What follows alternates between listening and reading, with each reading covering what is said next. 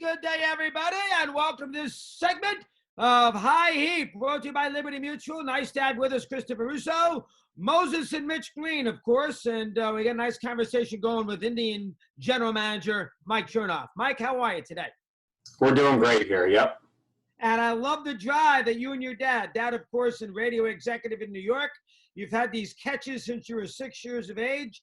This year you had to be a little creative. You met halfway between Cleveland and Jersey. Tell us about that right out of the gate. Go ahead. Yeah, I mean, over the years, so we've had a catch once a month, every month since I was 6 years old.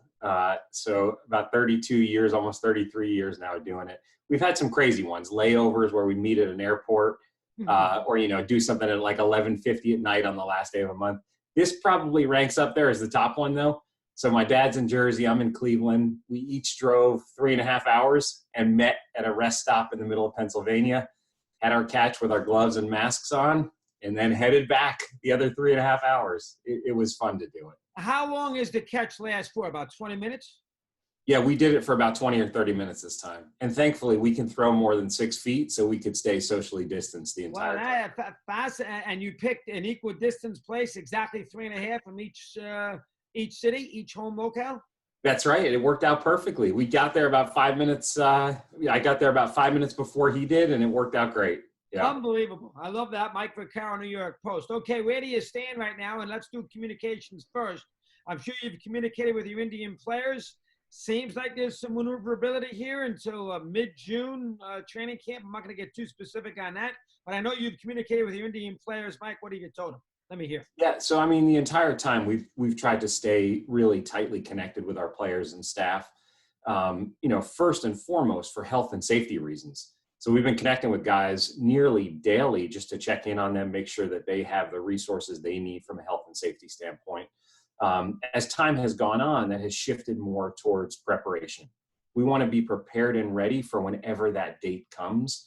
And we recognize that when that date comes, it's going to come quickly, right? There's not going to be a huge time to build up. So we want our players to be ready and prepared.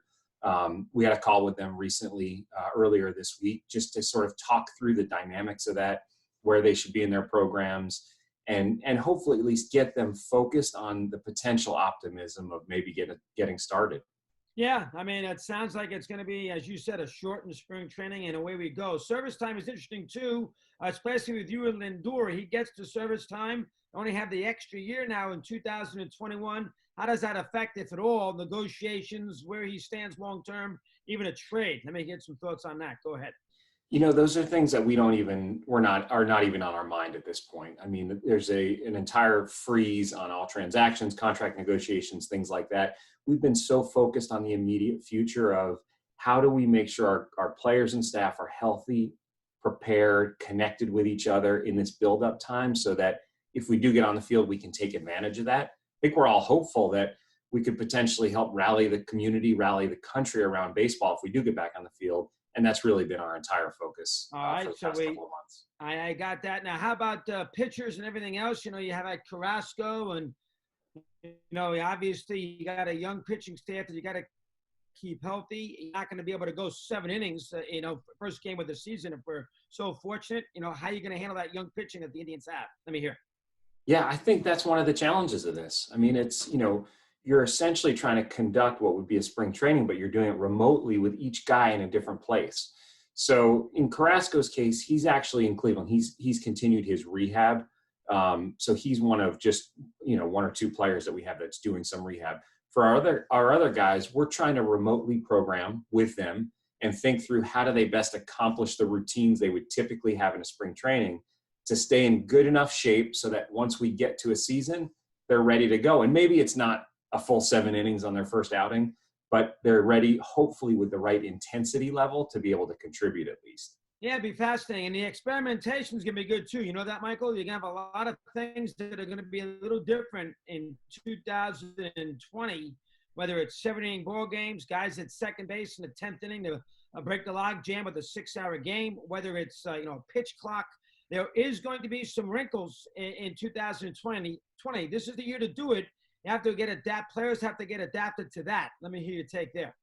Yeah, and actually that was one of the messages that Tito had when we talked to our players recently. It was about making sure that we think about being flexible and adapting to whatever the circumstances are, right? Whether we have fans in the ballpark or no fans in the ballpark, or whether we are playing in one site versus another site, or travel, or whatever those things look like, we can't be the team complaining about that. We have to be the team that's energized by it and that takes advantage of that. So, I think one of our big points to our players was we've got to remain adaptable and just take advantage of the circumstances, whatever they are. It's a little unclear of if spring training is going to be back in Arizona, if you're going to have it in your home ballpark. Any sense if you do have a spring training sometime in June where that could be? I think, Major League Baseball has been exploring all sorts of potential options. We're in favor of that. Look, there's so many different dynamics at play here, and I think nobody has certainty on what different things could come into play over time. So the more options that are explored, the more alternatives that we potentially have, the better. In the end, it's really not on us. Our job is to adapt to whatever circumstances we're given. And so we're getting prepared for any scenario that it could be. But, and frankly, I'm glad that they're looking at a lot of different options, because I think the dynamics could change, week to week, or even if we look up in a month and there is hope on the horizon, it could look very different than what it looks like today. One last thing, Mike, and it's an interesting scenario here. The Indians have been a sort of a marathon-oriented team in a regular season. Sometimes you get off to a little bit of a slow start, and then the grind of the year, the way Francona handles it, depth of pitching. Last year is a perfect example. You played great in the second half of a season, and all of a sudden you're right in the mix. This year, it's going to be more of a sprint aspect to a season, more so than a marathon. How does the franchise adapt to that? Let me hear. Yeah, we figure we just skip the first half and jump right into the second half, yeah, right? Right. No, I think, those are the sorts of things that we rely on Tito for. He is so good at rallying the guys, at getting them to really think about that one mission and get them to rally behind that. We have players that care so deeply about trying to rally our community that I think there's going to be a lot of energy whenever we do get out there. I'm not worried about slow starts, quick starts, anything like that. We're worried about how do we safely and in a healthy way get back on the field and make sure we're prepared to take advantage of that whenever that comes. When is the next catch planned between you and your dad? It's got to be sometime in May. We'll have to figure out a time in May. We actually thought about doing it. Could we do it like at midnight on April 30th and get 2 months in at one time? But we felt like that was a little too crazy. So we'll find a way to get it in May. Don't worry. Good job, Michael. Well done. We'll keep in touch. Good luck to you. Stay healthy. Thanks for a few minutes here today. Thanks. Same to you, Chris. You got it with Mike Chernoff, runs the Indians, their general manager. Nice to have you with us. And Mitch Green, of course, and Moses, superb job. Liberty Mutual. We'll continue these little vignettes as we move along here in the month of May. Stay safe. Have a good weekend, and we'll see you in a couple of days. Adios.